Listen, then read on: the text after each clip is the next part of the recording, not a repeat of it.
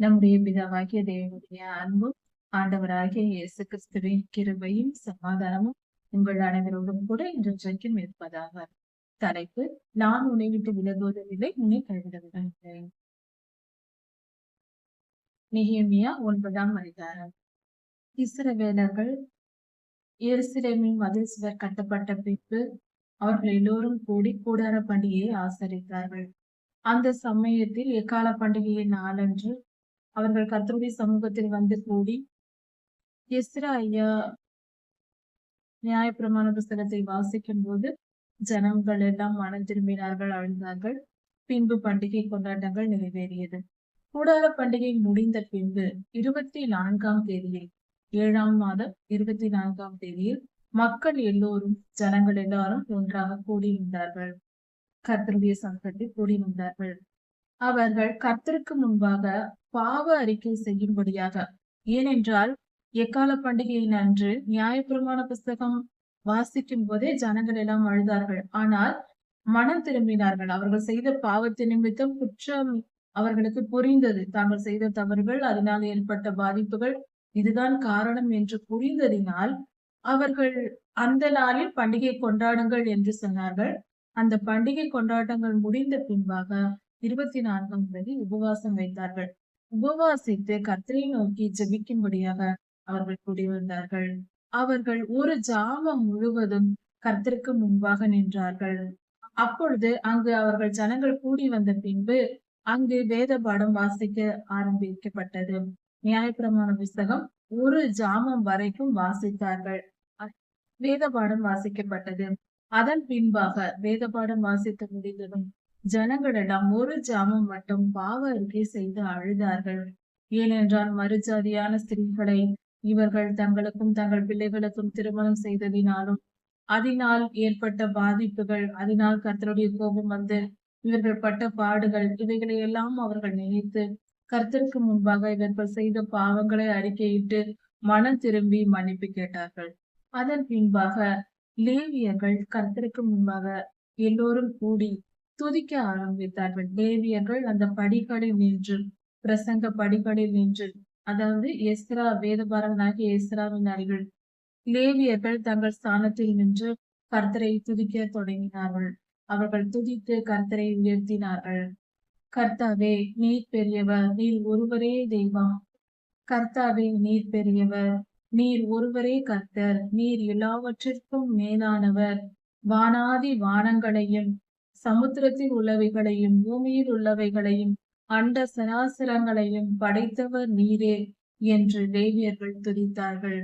அது மட்டுமல்ல, கர்த்தரே சகலத்தையும் செய்கிறார், சகல காரியங்களையும் சகல பொருள்களையும் உருவாக்கியவர் அவரே, சிருஷ்டிகர்த்தா அவரே. வான சேனைகளும் கர்த்தரை தொழுது கொள்ளுகின்றன. வான சேனைகள் கர்த்தருக்கு முன்பாக தொழுது கொண்டு கர்த்தரை துதித்து மகிமைப்படுத்துகிறது என்று லேவியர்கள் கர்த்தரை துதித்தார்கள். இப்படியாக ஜனங்கள் எல்லோரும் கர்த்தரை மகிமைப்படுத்தினார்கள்.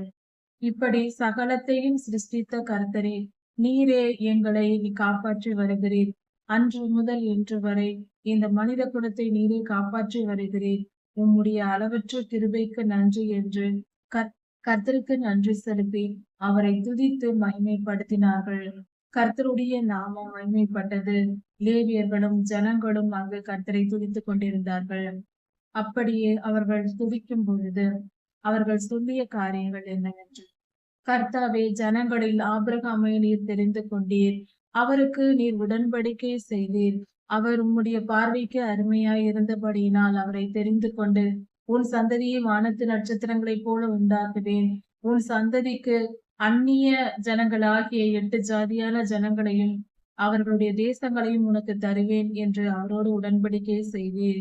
அதே போல ஆபிரகாம் ஐயாவின் புத்திரர்கள் அவர்களை பெருக பண்ணி அவர்களை எகிப்துக்கு கொண்டு போனீர். அங்கு ஜனங்கள் பெருகி இருந்தார்கள். அங்கு இஸ்ரவேலர்கள் பெருகினார்கள். அதன் பின்பாக அவர்களை நீர் மீட்டு கொண்டு பார்வோனின் முன்பாகவும் எகிப்தியர் முன்பாகவும் அற்புதங்களையும் அடையாளங்களையும் செய்து அவர்களை மீட்டு கொண்டு வந்தீர். அவர்களுடைய அடிமைத்தனத்திலிருந்து அவர்களை விடுதலை ஆக்கினீர். அவர்கள் அங்கும் உம்மை பாவம் செய்தார்கள், அது நிமித்தம் துன்பப்பட்டார்கள். அவர்களை நீர் அந்நியரிடத்தில் ஒப்புக் கொடுத்தீர். பார்வோனின் செல்லைக்கு முன்பாக எங்களை நீர் அழைத்து வந்தீர். அவர்களுக்கு முன்பாக அற்புதங்களையும் அடையாளங்களையும் செய்து நீர் எங்களை மீட்டுக் கொண்டு வந்தீர் சுவாமி. அப்படி நாங்கள் வந்த பொழுது வனாந்திரத்தில் 40 வருடங்கள் எங்களை நீர் பாதுகாத்தீர். மேக ஸ்தம்பத்தினாலும் வெயிலில் நாங்கள் கஷ்டப்படாதபடிக்கு மேக ஸ்தம்பத்தில் எங்களை நீர் வழி நடத்தினீர். இரவில் அக்கினி ஸ்தம்பத்தில் எங்களை நீர் வழி நடத்தினீர். எங்களை நன்மையோடு காப்பாற்றினீர். வானத்து மன்னாவினால் எங்களை போஷித்தீர். நீர் அந்த அளவுக்கு நீர் எங்களை கவனித்தும் எங்கள் மேல் அக்கறையுடன் எங்களை காப்பாற்றி வந்த பொழுதும் நாங்கள் உம்முடைய வார்த்தைக்கு செவி கொடுக்காமல் நாங்கள் உமக்கு விரோதமாய் பாவம் செய்தோம்.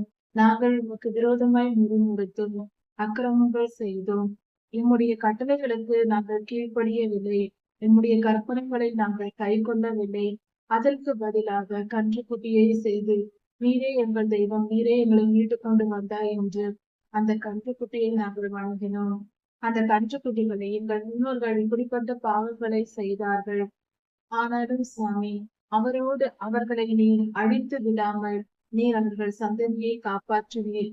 பாவம் செய்தவர்களின் பிள்ளைகளை காப்பாற்றி அவர்களை கானானுக்குள் பிரவேசிக்க செய்தீர். கானானுக்குள் வந்த பொழுது அவர்களை அந்நியர்களுடைய பொக்கிஷங்களையும் அவர்களுடைய விளைச்சல்களையும் அவர்களுடைய மரங்களையும் நிலங்களையும் வீடுகளையும் அவர்களுடைய எல்லா அந்நியருடைய பொருள்களையும் என்னுடைய பிள்ளைகளாகிய இவர்களுக்கு நீர் கொடுத்தீர். இவர்கள் தாங்கள் விதைக்காத நிலத்தில் அறுவடை செய்தார்கள். கட்டாத வீட்டில் குடியிருந்தார்கள். தோண்டாத துருப்புகளில் தண்ணீர் மொண்டார்கள். இப்படியாக நீர் அவர்களை பாதுகாத்தீர்.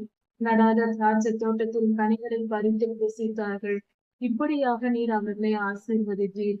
ஆனாலும் எங்கள் முன்னோர்களாகிய இஸ்ரவேலர்கள் உம்முடைய கற்பனைகளுக்கும் கட்டளைகளுக்கும் இணங்கி கீழ்ப்படிந்து நடக்காமல் அவர்கள் தங்கள் வாழ்க்கையை மீறினார்கள். அப்பொழுது நீர் கோபம் கொண்டு அந்நியருக்கு ஒப்புக் கொடுத்தீர். அந்நியர்கள் அவர்களை மேற்கொண்டார்கள். அப்பொழுது அவர்கள் மனம் திரும்பி தங்கள் வருத்தத்திலும் வேதனையிலும் உண்மை தேடினார்கள். அப்பொழுது அவர்கள் அக்கிரமத்தை நீர் மன்னித்து அவர்கள் கூப்பிடுதலை நீர் கேட்டு அவர்களுக்கு பதில் தந்து அவர்களை காப்பாற்றினீர். இப்படியாக எகிப்திலும் அவர்களை காப்பாற்றினீர். வனாந்திரத்தில் காப்பாற்றினீர். அந்நிய தேசத்திற்குள் வந்து கானானுக்குள் வந்து பின்பும் அவர்கள் பாவம் செய்தார்கள், காப்பாற்றினீர்கள். இப்படிதான் காப்பாற்றினீர். எகிப்தில் அவர்கள் புறப்பட்டு வரும்பொழுது சிவந்த சமுத்திரத்தை கடப்பதற்கு அவர்களை கால் நனையாமல் நடக்கும்படி தண்ணீரை 2ஆக பிளந்து அற்புதம் செய்தீர். அவர்களை பின்தொடர்ந்து வந்த பார்வோனும் அந்த ராஜாவுடைய சேவகர்களும் அந்த கடலில் கல்லை கூடுவது போல மூழ்கி போனார்கள். என்னுடைய ஜனங்களோ கால் நனையாமல் நடந்தார்கள். இப்படியாக நீர் அவர்களை பாதுகாத்து வழி நடத்தினீர். உன்னுடைய கிருபை பெரியது. வனாந்திர பயணத்தில் சீனாய் மலையில் அவர்கள் கூடியிருக்கையில் அவர்கள் மத்தியில் நீர் இறங்கி அவர்களுக்கு கற்பனைகளையும் கட்டளைகளையும் நியாய பிரமாணங்களையும் கொடுத்தீர். அவர்களை நல்வழிப்படுத்த நீர் இத்தனை காரியங்களை செய்தீர்.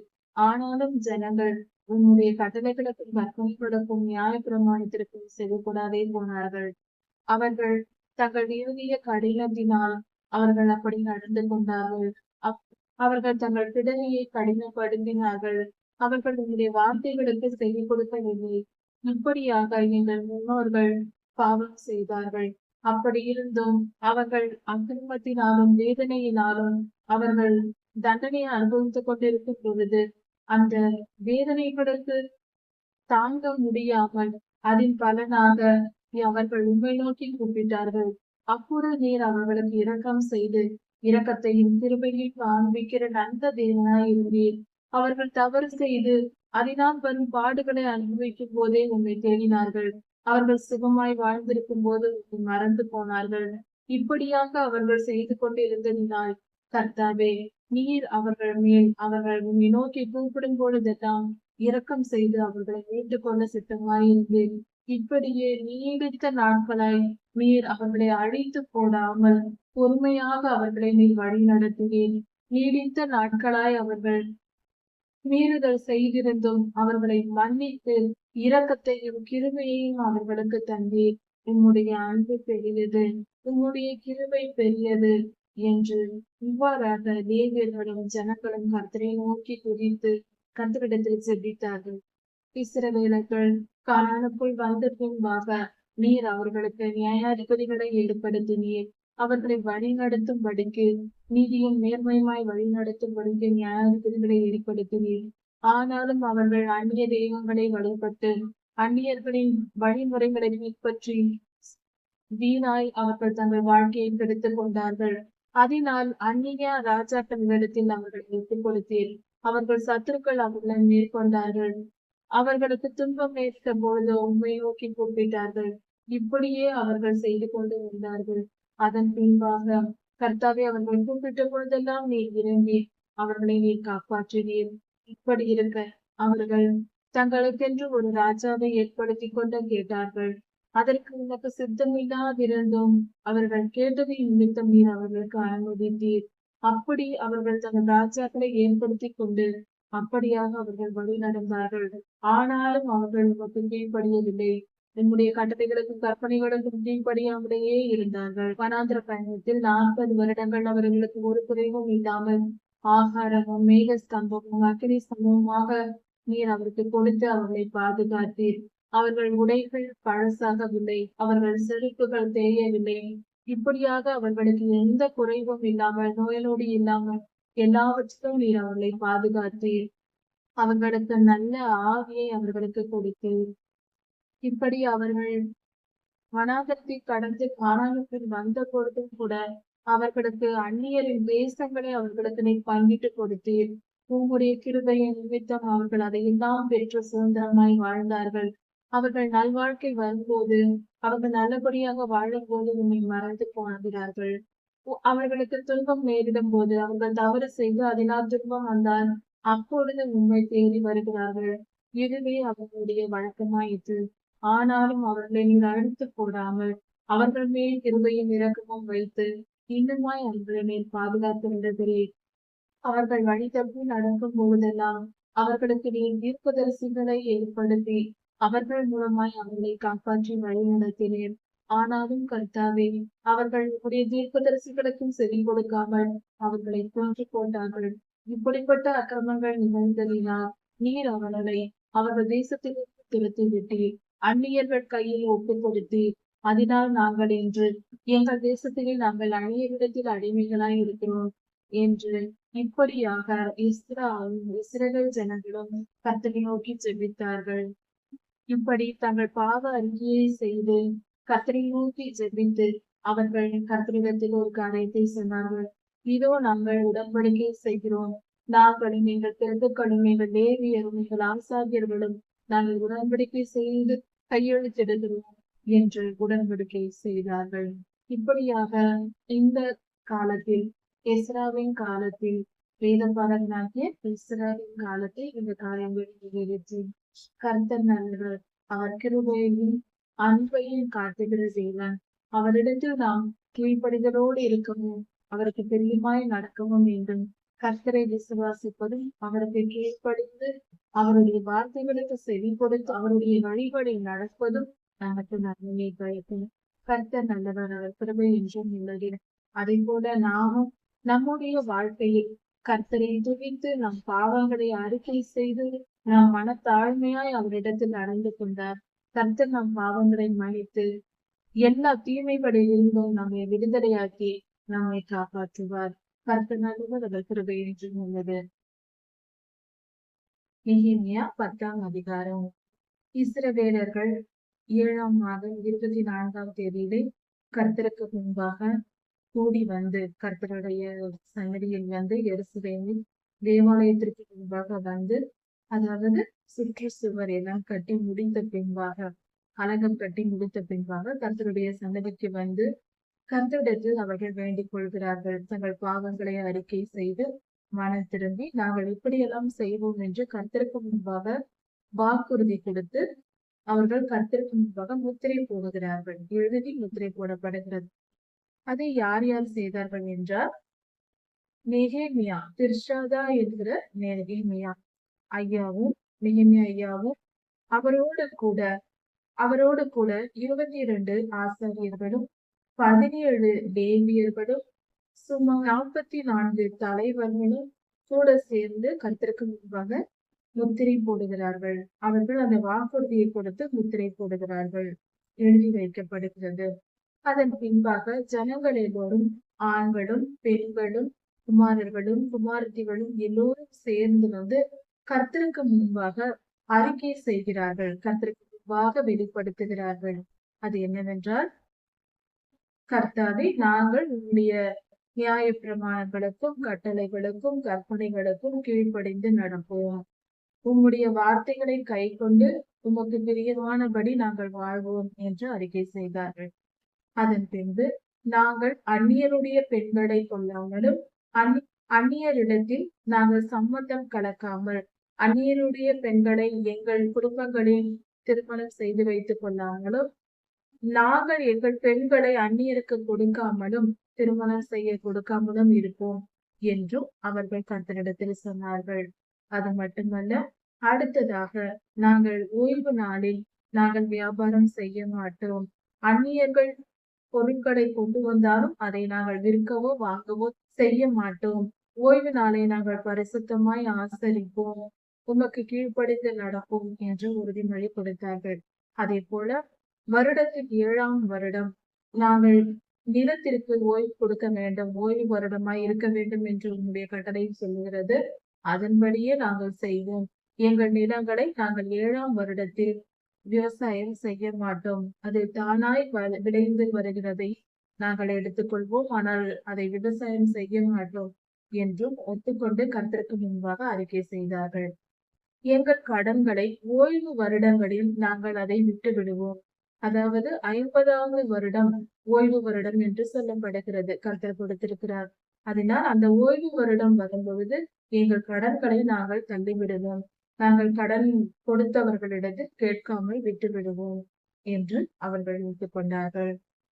நியாயப்பிரமாணத்தில் சேக்கலில் பாதி ஜனங்கள், அதாவது பாதி, ஒரு சேக்கல் என்றால் 11.5 கிராம், அதில் பாதியை கர்த்தருக்கு என்று கொடுக்க வேண்டும் என்று சொல்லப்பட்டிருந்தது. திர்ஷாதா என்னும் நெகேமியா அவர் 1/3 கொடுத்தால் போதும் என்று சொன்னார்.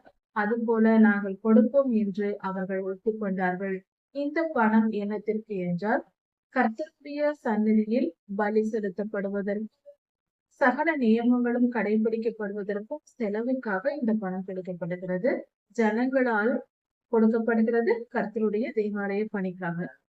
அடுத்தது, பிறகு காணிக்கையும் நாங்கள் செலுத்துவோம் என்று சொல்லுகிறார்கள். பலிபீடத்தில் எரிப்பதற்கு தேவையான விறகுகளையும் நாங்கள் காணிக்கையாக கொடுப்போம் என்று ஒப்புக்கொள்கிறார்கள்.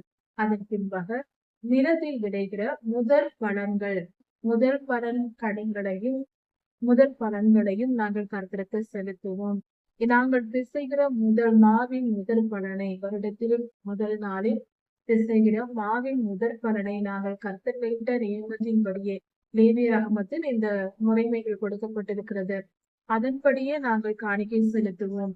மாவிலும் கோதுமையிலும் தானியத்திலும் திராட்சை ரசத்திலும் மற்றும் விளைகிற கனிகளிலும் எல்லாவித பொருட்களிலும் நாங்கள் தசமபாகம் செலுத்துவோம், காணிக்கைகள் செலுத்துவோம் என்று அவர்கள் ஒப்புக்கொள்ளுகிறார்கள். ஜனங்கள் கர்த்தருக்கு முன்பாக வந்து அறிக்கை எழுதுகிறார்கள். ஒவ்வொரு வருடமும் முதற் பலனை நாங்கள் கர்த்தருக்கென்று காணிக்கை செலுத்துவோம்.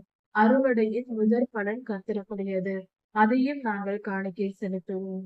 எங்கள் ஆடு மாடுகளின் தலையீற்றுகளை கர்த்தருக்கென்று காணிக்கையாக நாங்கள் செலுத்துவோம், முதற் பலன் காணிக்கையாக செலுத்துவோம். எங்கள் பிள்ளைகளை முதற் பிள்ளையை கர்த்தருக்கென்று காணிக்கையாக செலுத்துவோம் என்று இப்படியாக எல்லா பொருத்தனைகளையும் பண்ணிக் கொண்டார்கள். கர்த்தரிட்ட கட்டளையின்படியே இவர்கள் செய்வதற்கு ஒப்புக்கொண்டார்கள். தானியத்திலும் திராட்சரசத்திலும் எண்ணெயிலும் நாங்கள் தசமபாகம் செலுத்துவோம் என்று ஒப்புக்கொண்டார்கள். லேவியர்கள் இவைகளை எல்லாம் வசூலிக்கிற வேலையை பார்த்தார்கள். தானியங்கள் எவ்வளவு இருக்கிறது, அதற்குரிய தசமபாகம் என்ன, எண்ணெய் திராட்சரசம் போன்றவற்றில் கணக்கு பார்த்து ஜனங்களிடம் வசூலிக்கிற பொறுப்பை லேவியர்கள் கவனித்தார்கள். அதை கொண்டு வந்து பத்திரப்படுத்தி அதை சரியான முறைக்கு செய்ய அவர்கள் பாதுகாத்து அதற்கேற்ற காரியங்களை செயல்படுத்தினார்கள்.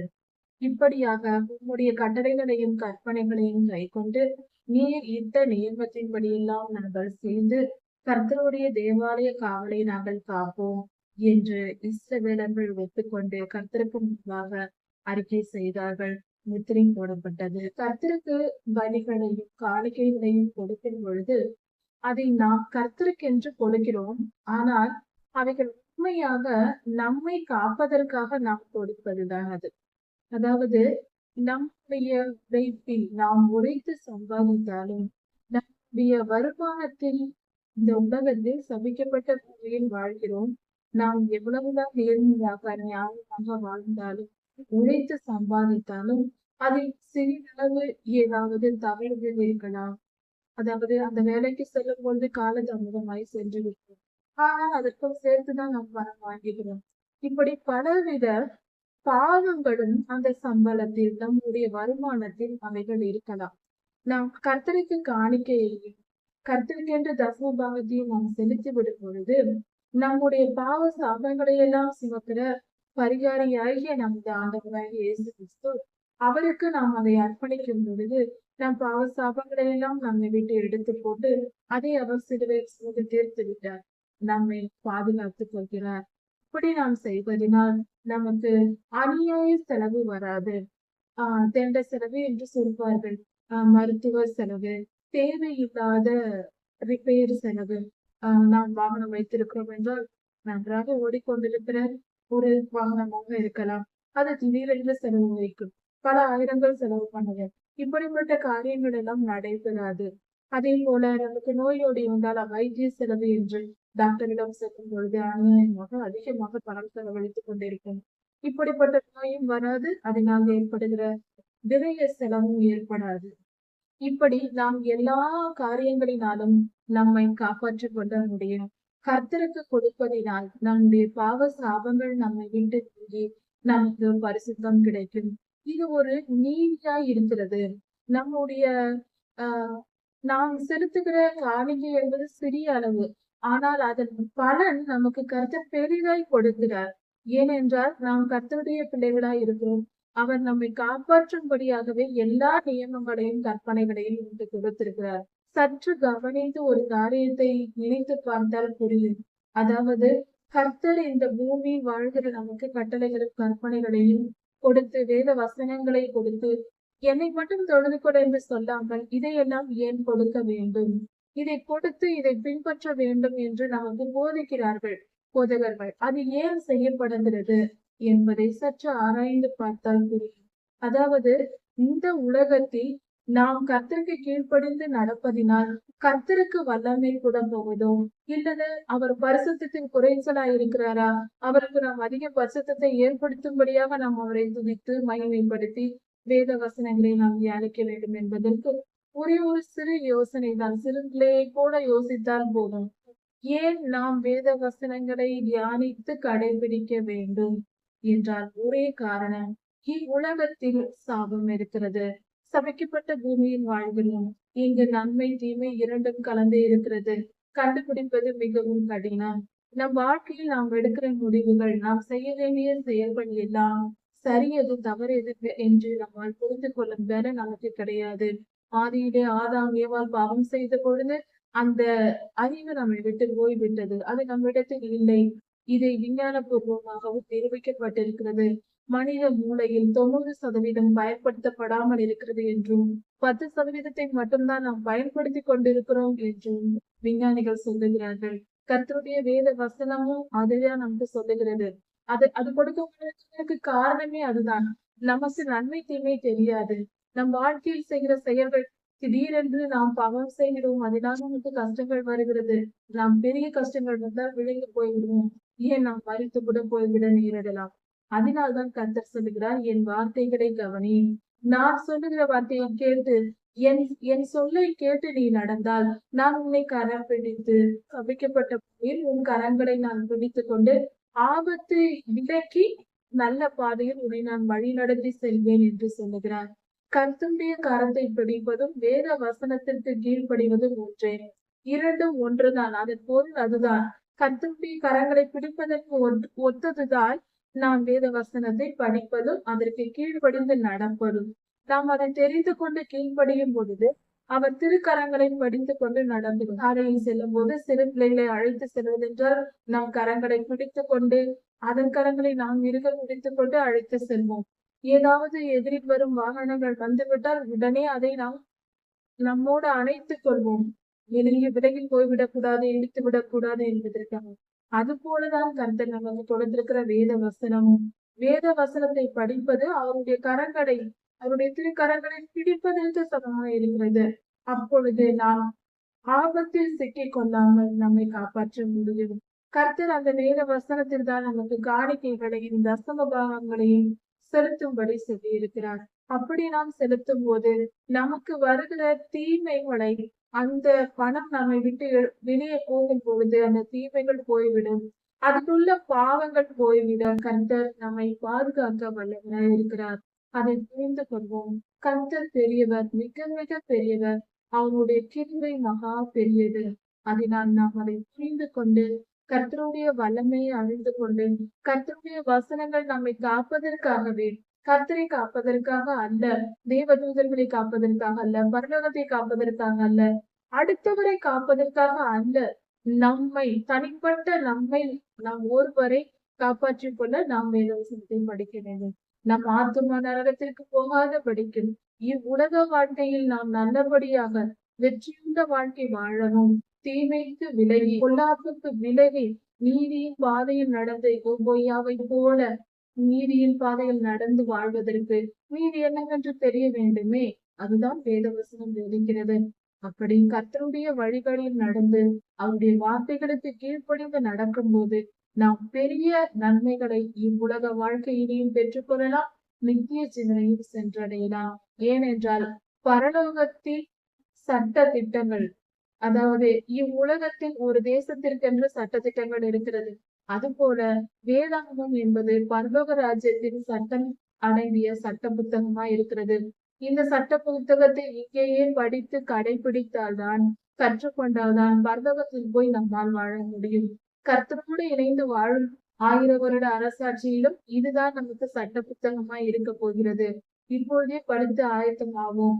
அப்பொழுதுதான் 1000 வருட அரசாட்சியில் இந்த பூமியை ஆளுகை செய்ய கலெக்டர்களாகவோ மினிஸ்டர்களாகவோ மிகப்பெரிய பதவி வகித்தோ நாம் தான் ஆளப்போகிறோம். அதற்கு கர்த்தர் 1000 வருடம் ஆளப்போகிறோம்.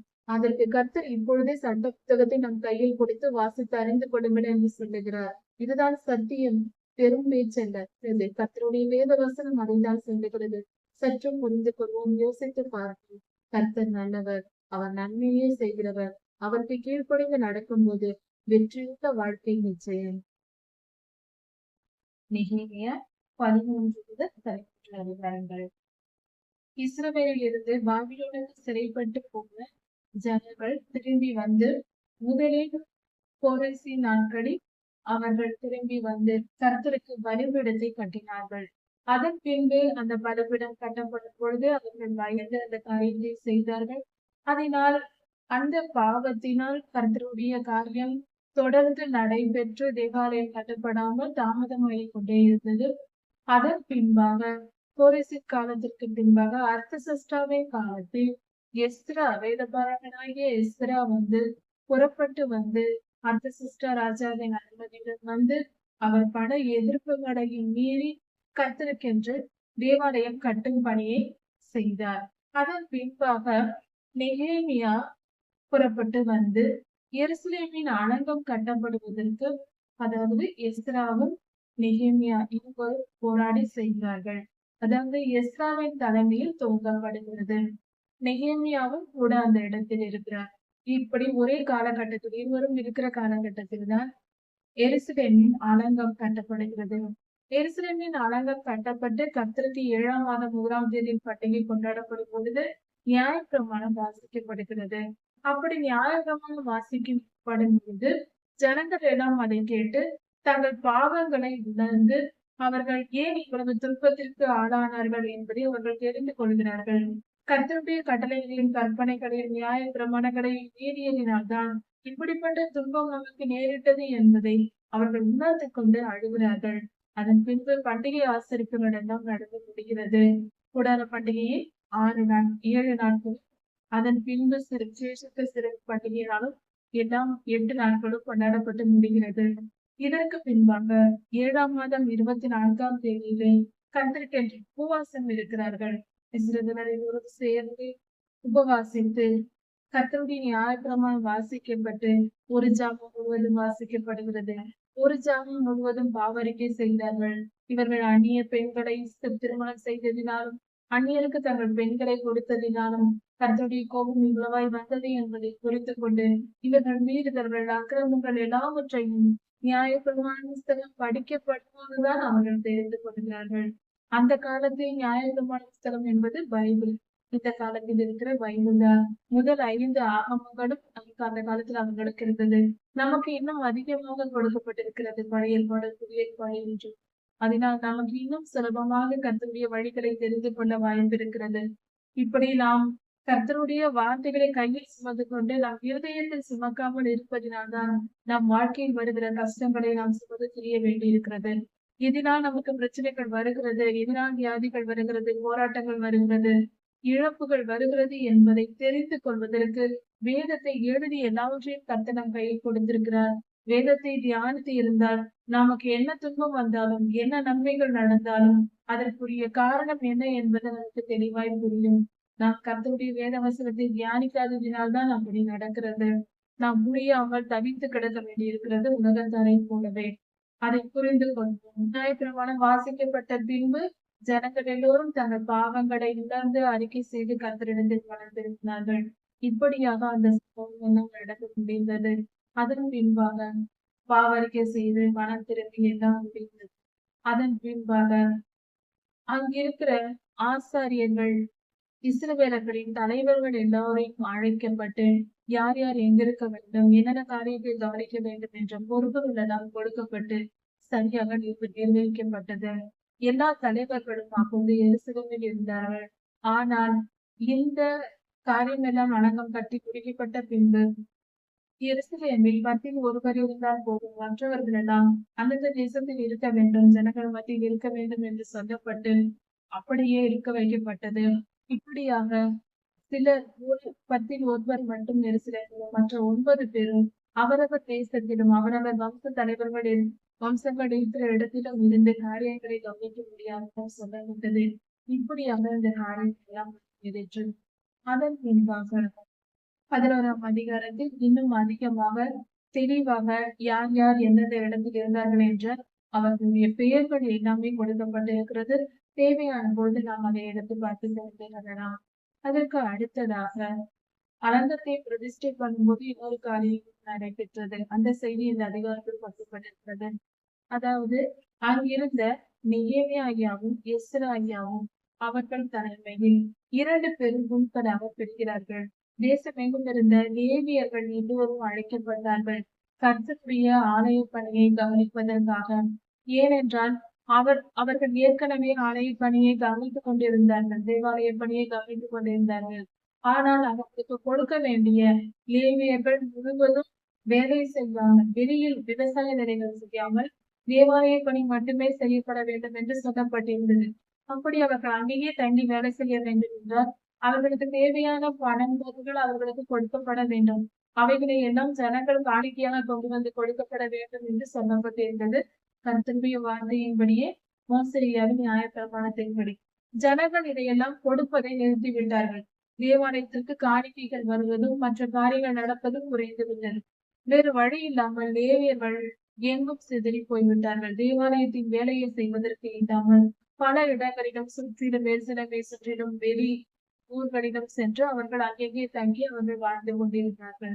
இப்படி இருக்க நெகேமியாவின் காலத்தில் அவர் எல்லோரையும் அழைத்து வர செய்து இவர்கள் எல்லோரும் கூடி அவர்கள் எல்லோரையும் லேவியர்கள் எங்கும் இருக்கிற கோத்திரங்களில் இஸ்ரவேல் கோத்திரங்களில் இருக்கிற எல்லா லேவியரையும் வரவழைத்து அவர்கள் கர்த்தருடைய பணியை செய்வதற்காக கர்த்தருடைய வாசலை காத்து கொண்டு தேவாலயத்தில் அவர்கள் இருந்து இங்கேயே பணி செய்ய வேண்டும் என்று அழைக்கப்பட்டார்கள். இதை கேள்விப்பட்டதும் லேவியர்கள் எல்லோரும் சேர்ந்து வந்தார்கள். அப்பொழுது நெகேமியா, எஸ்ராயா இவர்கள் சேர்ந்து ஜனங்களை அவர்களுக்கு தேவையான லேவியர்களுக்கு தேவையான வருமானத்திற்காக அவர்களுக்கு கொடுக்கப்பட வேண்டிய காணிக்கைகளையும் தசம பாகங்களையும் தேவாலயத்திற்கு கொண்டு வந்து கொடுக்கும்படியாகவும் கர்த்தர் நியமித்த எல்லா காரியங்களையும் சரியாக செய்யும்படியாக இவர்கள் கட்டளையிட்டார்கள். அப்படியே ஜனங்களும் அதை செய்தார்கள். இப்படி இருக்கும் பொழுது அங்கிருந்து வந்த பாடகர் குழுக்கள் லேவியர்களின் பாடகர்கள் என்று தாவீது ராஜாவும் சாலமோன் ராஜாவும் ஏற்படுத்தி வைத்திருந்தார்கள். நெகேமியா ஐயா யூதாவின் பிரபுக்களை எல்லாம் மதில் மேல் ஏறி வர செய்து அவர்களை ஒரு பக்கமாக தேவாலயத்திற்கு சுற்றி கொண்டு, அதாவது மதிலை சுற்றி அவர்களை துதிந்து பாடிக்கொண்டு வரும்படியாக பாதி பேர் தேவாலயத்தை நோக்கியும் ஒரு திசையிலும் இன்னொரு பாதி பேர் இன்னொரு திசையிலுமாக செய்யும்படியாகவும் ஒவ்வொரு கூட்டத்தாருக்கும் பெரிய கூட்டமாக நடந்து சென்றார்கள். யூதாவின் பிரபுக்கள் அவர்களை தலைமைப்படுத்தி அழைத்து செல்ல ஒரு ஒரு கூட்டத்தாருக்கு எஸ்ரா தலைமையிலையும் இன்னொரு கூட்டத்தாரின் பிற்புறத்தில் நெகேமியா ஐயாவும் சென்றார்கள். இப்படியாக மதில் முழுவதும் அவர்கள் பாடி துதித்து கர்த்தரை மகிழ்மைப்படுத்தி அவர்கள் மதில் பேர் நடந்து வந்தார்கள். நடந்து வந்து சுற்றிலும் வந்து கடைசியாக தேவாலயத்தில் வந்து இருக்கிறார்கள். அதற்கு முன்பாகவே தாவீதின் நகரத்திற்கும் சென்றார்கள். இப்படி கர்த்தரை குறித்து பாடி அலங்கத்தின் மேல் நடந்து வந்தார்கள். இந்த காரியத்தை நெகேமியா ஐயா செய்து வைத்தார். இதற்கு பின்பாக மோசேயாவின் நியாயப்பிரமாண புஸ்தகம் வாசிக்கப்பட்டது. தேவாலயத்தில் வாசிக்கப்பட்டது. அப்படி வாசிக்கப்படும் பொழுது இஸ்ரவேலர்கள் வனாந்தர பயணத்தில் வரும்போது அம்மோனியரும் மோவாபியரும் அவர்கள் அப்பமும் தண்ணீரும் கொண்டு வந்து கொடுக்கவில்லை என்று அவர்கள் வாசித்தார்கள். அப்பொழுது ஜனங்கள் புரிந்து கொண்டு அந்நியர்களை தங்களிடத்தில் இராதபடிக்கு விலக வேண்டும் என்பதை தெரிந்து கொண்டார்கள். இஸ்ரவேலர் மத்தியில் அந்நியர்கள் இன்னும் இருந்தார்கள். அதாவது தேவாலயத்திலேயே எலியாசிப் எனும் ஆசாரியன் தொபியாவுக்கென்று ஒரு அறையை ஆயத்தம் பண்ணி வைத்திருந்தார். அதாவது தேவாலயத்திலேயே இது செய்யக்கூடாத காரியமாய் இருந்தது.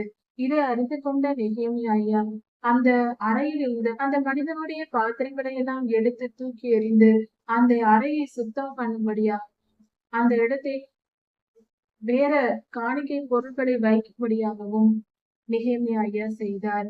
அந்த இடம் சுத்திகரிக்கப்பட்டது. இந்த காரியங்களை எல்லாம் அவர்கள் நியாயப்பிரமாண புஸ்தகம் படிக்க படிக்க கொஞ்சம் கொஞ்சமாக புரிந்து கொண்டு ஒவ்வொன்றாக சுத்தம் செய்தார்கள். ஜனங்களும் தங்களுக்குள் இருந்த அந்நியர்களை எல்லாம் விரட்டி சுத்திகரித்துக் கொண்டார்கள். இப்படியாக ஒரு சிலர் வந்து அந்நிய பெண்களை திருமணம் செய்து அவர்களுக்கு பிள்ளைகளை பெற்றிருந்தார்கள். அந்த பிள்ளைகள் யூத பாஷையில் பேசினாலும் அவர்கள் கலந்து பேசினார்கள். தங்கள் பாஷையை கலந்து கலந்து பேசினார்கள். இதையெல்லாம் பார்த்த நெகேமியா ஐயா அப்படிப்பட்டவர்களை கண்டுபிடித்து அவர்களை கடிந்து கொண்டு அவர்களை விலக்கி விட வேண்டும், அந்த அந்நிய பெண்களை விலக்கி விட வேண்டும் என்று கட்டளை கொடுத்தார். இப்படியாக ஜனங்கள் சுத்திகரிக்கப்பட்டு கொண்டு வந்தார்கள்.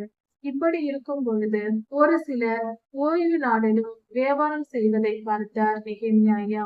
தின்பண்டங்களை கொண்டு வருவதும் கொண்டு போவதும் ஓய்வு நாளிலும் தொடர்ந்து செய்து கொண்டிருந்தார்கள். இதை பார்த்து கண்டித்து அவர் அலங்கத்தின் வாசல் பகுதியில் வேலைக்காரர்களை அங்கே நிறுத்தி நீங்கள் காவல் காத்து கொள்ளுங்கள் என்று சொல்லி கர்த்தருடைய கட்டளையை மீறி அவர்களை கடுமையாய் தண்டித்து கண்டித்து அவர்களை வழி நடத்தினார். பலர் கர்த்தருக்கு கீழ்ப்படிந்து நடந்தாலும் ஒரு சிலர் தவறு செய்தார்கள். இது நிமித்தம் பெரிய பாடுகள் வரக்கூடாது என்பதற்காக நெகேமியா ஐயா கண்டித்து பேசினார். இப்படியாக மறுஜாதியான பெண்களை திருமணம் செய்தவர்களை நோக்கி நெகேமியா ஐயா மிகவும் கண்டித்து பேசினார்.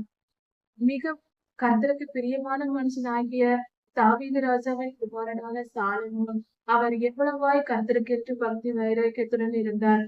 அவரையும் அந்நிய பெண்கள் மனம் திரும்ப பண்ணினார்களே, பாவம் செய்ய தூண்டினார்களே. அப்படி இருக்க அந்நிய பெண்களை நீங்கள் திருமணம் செய்வது ஏன்? அப்படி செய்தது எவ்வளவு பெரிய தவறு. அதை நிமித்தம் கர்த்தருடைய தேசத்துக்கு வரும் என்று அறியீர்களா என்று கர்த்தர் இப்படியாய் அவர்களுக்கு சொன்னார். இப்படி அந்நிய ஜனங்களை விட்டு நீங்கள் விலகியிருக்க வேண்டும் என்று கர்த்தர் சொன்ன கட்டளைகளை மீறினதினால் துன்பங்களை இஸ்ரவேலர்கள் அனுபவிக்க வேண்டி வந்தது. அதை புரிந்து கொண்டு அவர்களை திரும்பினார்கள். இப்படிப்பட்டவர்கள் விலக்கப்பட்டார்கள். கர்த்தருடைய வார்த்தைக்கு கீழ்ப்படிந்தார்கள். ஒரு காரியத்தை நாம் தெரிந்து கொள்ள வேண்டும். நாம் அந்நியரோடு கடக்கக்கூடாது. அந்நிய பொல்லாத ஆவிகளை நாம் நமக்கு ஏற்றுக்கொள்ளக் கூடாது. அந்நியர் என்று சொன்னால் அது மனிதர்கள் மாத்திரமல்ல, பாவமும் கூட. எந்த விதத்திலும் உறவினர்கள் ஆகக்கூடாது. அதை பார்த்து கொள்ள வேண்டும். அதே போல நாமும் கர்த்தருடைய பிள்ளைகள் தான் ஒருவருக்கொருவர் ஒற்றுமையாக வாழ வேண்டும் என்பதில்லை. நம்முடைய குடும்பங்களில் அந்நியர் இருந்தால் அவர்களோடு நாம் சேர்த்து பழகுவதும் நமக்கு ஆபத்தை கொண்டு வரும். அதனால் தயவு செய்து நாம் அந்நியரோடு பழகுவதையும் அந்நியரோடு வாழ்வதையும் நிறுத்திவிட வேண்டும். அந்நியருக்கு ஊழியம் செய்யலாம், நற்செய்தியை சொல்லலாம், அவர்களிடத்தில் அன்பு காட்டலாம், உதவி செய்யலாம். அதனால் நமக்கு எந்த தீங்கும் நேரிடாது. அதை செய்ய வேண்டும். நாம் அப்படியே கர்த்தரிடத்தில் அன்பு கூறுகிறவர்களாக பிறரிடத்தில் அன்பு கூறுகிறவர்களாகவும் நாம் இருக்க முடியும். அதனால் அந்நியரோடு பேசுவது தவறல்ல, பழகுவது நமக்கு ஆபத்தை கொண்டு வரும். அவர்களுக்குள் இருக்கிற பொல்லாத ஆவி நம்மை வழி நடத்த தொடங்கும். அவர்களோடு சரிக்கு சமமாய் பழகக்கூடாது. உதவி செய்யலாம், கர்த்தருடைய வார்த்தைகளை சொல்லலாம், நற்செய்தி அறிவிக்கலாம், அவர்கள் மனதிற்கு ஏற்ற காரியங்களை நாம் செய்யலாம். மற்றபடி அவர்களோடு ஒன்றிணைந்து உறவாடக்கூடாது. திருமண காரியங்கள் நாம் திருமணம் செய்தால், நம்முடைய பிள்ளைகளுக்கு திருமணம் செய்தாலும் அந்நியரோடு திருமணம் செய்யாமல் இருப்பதே நல்லது. அப்படி செய்தால் அதை நிமித்தம் நமக்கு திரும்பவும் துயரமும் நேரிடும். அவர்கள் மனத்தில் விரும்புவார்கள் என்று நாம் சொல்ல முடியாது. கர்த்தர் யாரை ரட்சிப்பார், யாரை ரட்சிக்க மாட்டார் என்பது நமக்கு தெரிகிறது. ஒரு மனிதன் அந்நியனாய் இருக்கும் பொழுது அந்த மனிதனை ஒரு பெண் திருமணம் செய்து கொண்டு அந்த மனிதனை நான் ரட்சிப்புக்குள் வழி நடத்துவேன் என்று சொல்லக்கூடாது. ஏனென்றால் ரட்சிப்பு என்பது கர்த்தருடைய கருத்தில் இருக்கிறது. கர்த்தர் நினைத்தால்தான் அந்த மனிதன் ரட்சித்துக் கொள்வான். மனிதர்களால் முடியாது. அது கர்த்தருடைய கருத்தில் இருக்கிறது. அதனால் சாக்கு போக்கு சொல்லாமல் அந்நியரோடு கலவாமல் இருப்பதே நல்லது. நம்மிடத்தில் அந்நியர்கள் இருப்பார்கள். இந்த வரைக்கு நாட்டை விட்டு விலகி இருப்பதே நமக்கு பாதுகாப்பு. அப்படி என்றால் அது முடியவில்லை என்றாலும் அவர்களிடம் பேசாமல் இருப்பது, அமைதியாக இருப்பதே நல்லது. ஆனால் எந்த காரணத்தை முன்னிட்டும் அவர்களுடைய வழிகளை நடக்கக்கூடாது. சங்கீதம் 1ஆம் அதிகாரத்தை படித்து பார்ப்போம். கர்த்தராக ஒரு திருமையற்று உள்ளது. அவருடைய வழிகளை நடத்த வாழ்வை பெறுவோம். இந்த செய்தியுடன் நெகேமியாவின் புத்தகம் நிறைவடைகிறது. கர்த்தர் ஆசீர்வதிப்பாராக.